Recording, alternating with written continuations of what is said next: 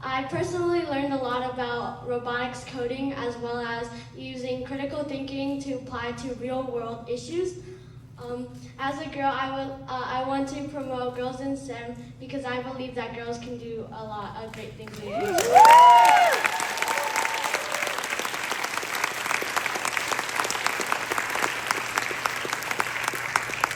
Also, I would like to thank David Lemke for taking the time to help us review our innovation.